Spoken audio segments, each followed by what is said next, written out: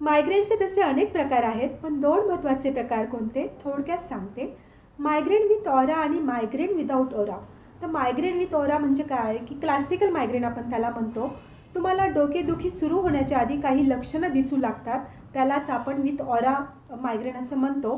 तर त्याच्यामध्ये काय होतं की काही लोकांना हातापायांना मुंग्या येतात, हात सुन्न पडायला लागतो, डोकेदुखी तर असतेच, पण त्यांना काही व्हिज्युअल डिस्टर्बन्स दिसायला लागतात, जसं की डोळ्यासमोर अंधारी येणं, अंधूक दिसणं, डॉट डॉट दिसणं, अशी काही लक्षणं दिसतात. त्याला आपण विथ ऑरा मायग्रेन असं म्हणतो आणि लगेच थोड्या वेळाने त्यांना डोकेदुखी सुरू होते. दुसरं आहे की कॉमन मायग्रेन म्हणजे विदाऊट ऑरा. त्याच्यामध्ये लक्षणं काही नसतात, डायरेक्ट डोकेदुखी सुरू होते, त्याच्यामध्ये उलटी, मळमळ किंवा एका साईडला डोकं दुखणं अशी लक्षणं असतात.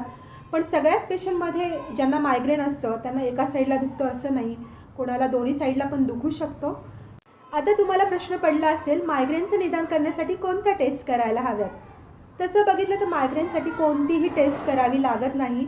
तुमचं क्लिनिकल प्रेझेंटेशन त्यावरून डॉक्टर म्हणजे डायग्नोसिस करतात की तुम्हाला मायग्रेन आहे की नाही. आणि जरी तपासण्या करायचं म्हटलं, तुम्ही MRI करा, CT करा, ब्लड टेस्ट करा, सगळे रिपोर्ट तुमचे नॉर्मल येतात. त्यामुळे तुमचा पैसा पाण्यात जाऊ शकतो. त्यामुळे तुम्ही एखाद्या चांगल्या न्यूरोलॉजिस्टला दाखवून तुमच्या मायग्रेनची ट्रीटमेंट करू शकता.